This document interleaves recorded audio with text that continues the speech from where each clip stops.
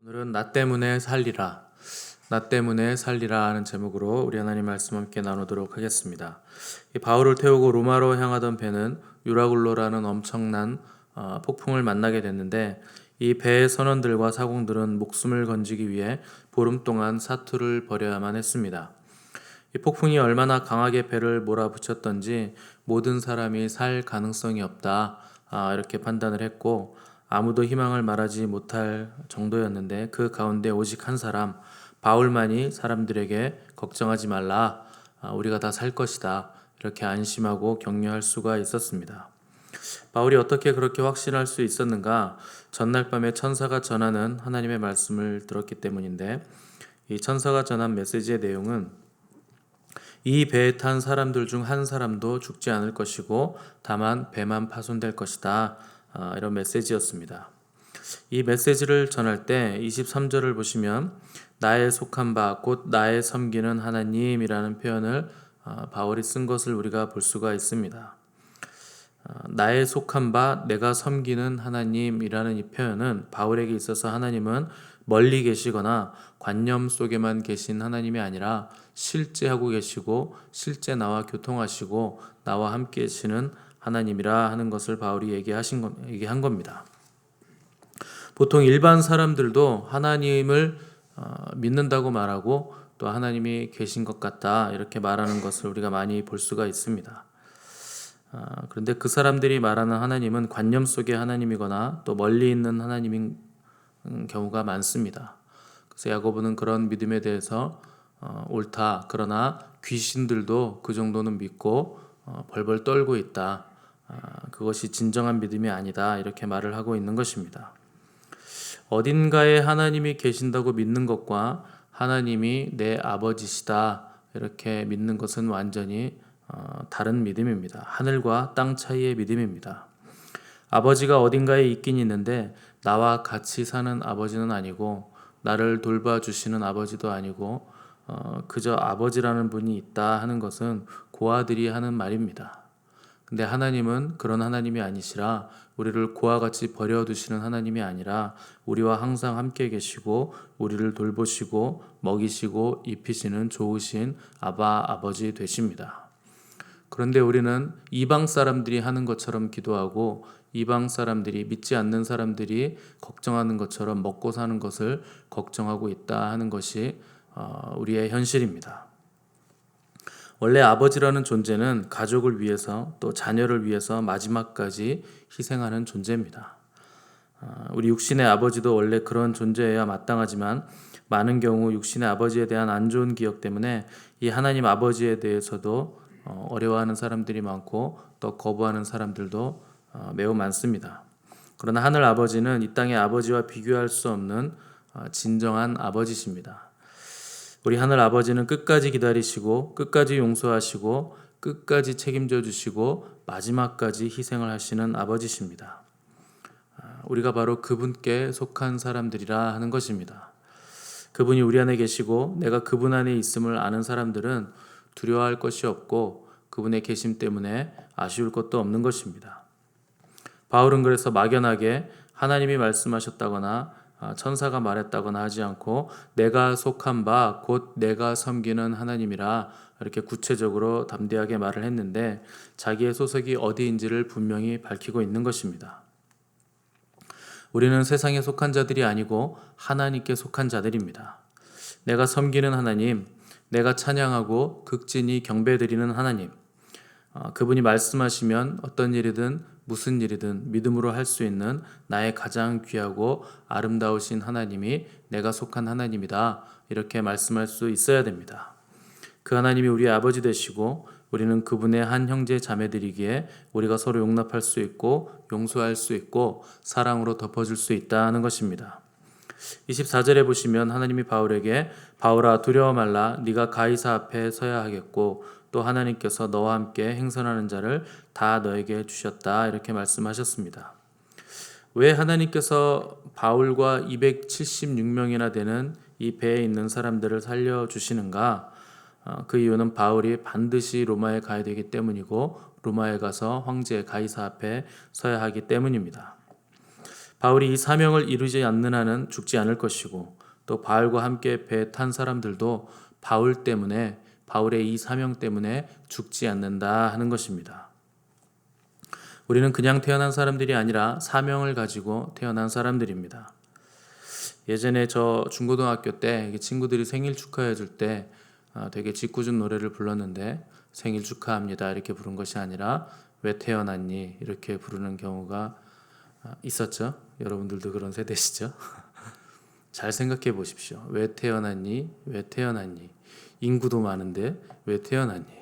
생일 축하 노래를 그렇게 불러줬는데 장난스러운 그 노래의 가사가 지금에 와서 생각해 보면 얼마나 깊이 있는 질문인가 하는 것을 우리가 깨닫게 됩니다. 왜 태어났니? 도대체 저와 여러분은 왜 태어난 것입니까? 그냥 우연히 세상에 던져진 사람들이 아니라 하나님께서 주신 나만이 이룰 수 있는 특별한 사명, 그것을 이루라고 우리가 이 땅에 보내졌고 우리가 이 땅에 태어나게 된 것입니다. 그저 먹고 마시고 쾌락을 누리며 사는 것이라면 동물과 전혀 하등 다를 바가 없는 것입니다. 동물과는 비교할 수 없는 영광스러운 목적이 있는 사람들이 바로 크리스찬입니다. 우리는 세상을 변화시키기 위해서 태어난 사람들이고 그것을 위해 하나님의 애를 감당하도록 부르심을 받은 사람들입니다. 잠언 29장 18절에서 묵시가 없으면 백성이 방자히 행한다 이렇게 말씀하셨는데 여기서 묵시란 것은 비전, 꿈, 계시를 말합니다. 하나님의 꿈, 하나님의 비전, 하나님의 계시가 없는 사람들은 방자히 행한다. 직업이 뭐고 연봉이 얼마인지를 대단하게 생각하고 무슨 차를 타고 어떤 집에 사는가를 자랑으로 여기게 된다 하는 것입니다. 비전이 있는 사람은 그런 것들이 별로 중요하지 않습니다. 바울은 전 세계를 복음으로 정복하고 또 땅끝까지 이르러서 주님의 증인이 되기 위해 일생을 불태웠던 사람입니다. 밭에 감추인 보화를 발견한 사람은 모든 것을 팔아서 그 밭을 사듯이 바울은 그리스도라는 보화를 얻기 위해서 자기가 모든 것을 다 희생했던 사람이었습니다. 인생 최악의 광풍을 만난 이 276명의 사람들은 하나님의 꿈과 비전을 가진 바울 한 사람 때문에 다 살아날 수 있게 되었습니다. 하나님은 예레미야에게도 내가 의인 한 사람만 있으면 이 성읍 예루살렘 성을 멸하지 않으리라 이렇게 말씀을 하셨습니다. 의인 단 한 사람의 무게는 예루살렘 성읍 전체의 무게와 같은 것입니다. 하나님은 아브라함에게 의인 10명만 있으면 소돔 성과 고모라 성을 내가 멸하지 않겠다 말씀하셨습니다. 의인 10명의 무게는 소돔 성읍과 고모라 성읍의 무게와 같은 것입니다.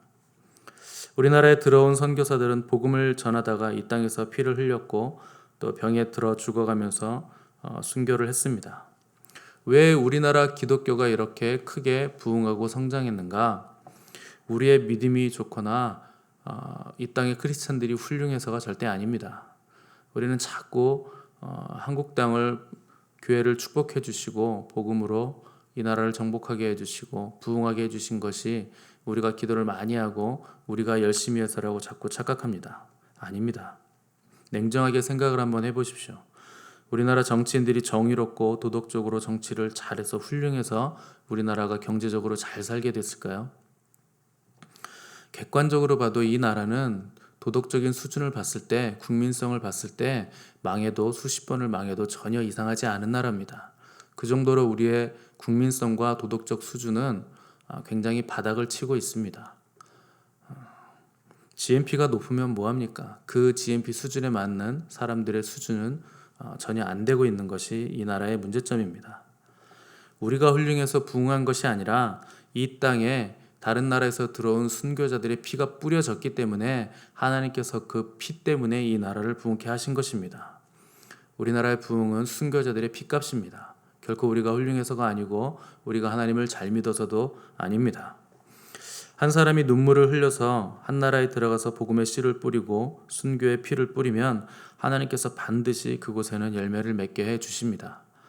하물며 젊디 젊은 그 선교사들이 수도 없는 사람들이 우리나라에 들어와서 피를 뿌렸는데 어떻게 이 나라를 하나님께서 가만히 놔두시겠습니까? 복음으로 이 나라를 세워주시고 또 잘 살게 해주시고 교회가 계속 뻗어나가게 해주신 것은 그 젊디 젊은 푸른 눈의 선교사들이 이 땅에 피를 뿌렸기 때문입니다. 부흥은 항상 누군가의 희생과 피와 눈물로 이루어집니다. 우리가 가정의 구원을 위해서 피눈물을 흘려 기도하는 사람이 있어야 남편과 아내와 자녀들이 구원을 받게 되는 것입니다. 그런데 이 땅의 크리스찬들은 자기 꿈은 중요하게 생각하면서 하나님의 꿈과 비전은 생각도 하고 있지 않습니다. 변명은 다양합니다. 바쁘고 해야 할 일이 있고 장가 가야 되고 취업해야 되고 나이가 많고 해결해야 될 일이 너무 많다.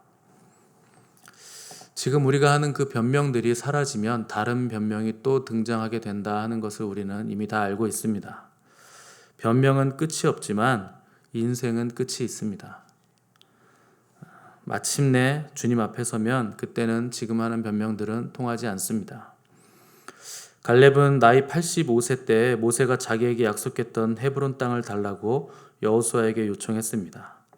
그 성읍에 거인 족속과 철병거가 있음에도 하나님을 의지해서 전쟁에 승리해서 마침내 그 땅을 쟁취했는데 그때 갈렙의 나이는 85세였습니다.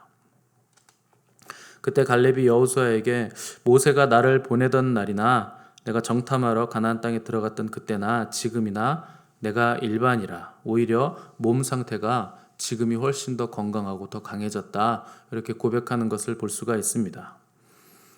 무슨 초자연적인 역사 때문에 갈렙의 몸이 85세의 나이인데도 젊었을 때와 똑같고 오히려 더 강해졌다 이렇게 얘기한 것이 아니라 그가 아침 저녁으로 이 헤브론을 내가 쟁취해야 된다. 그 산지를 내가 반드시 전쟁을 통해서 가지게 될 것이다 하는 비전을 품었기 때문에 나이가 들수록 아침 저녁으로 몸 관리를 하고 운동을 열심히 해서 자기의 몸을 관리하고 체력을 유지했다 하는 것입니다.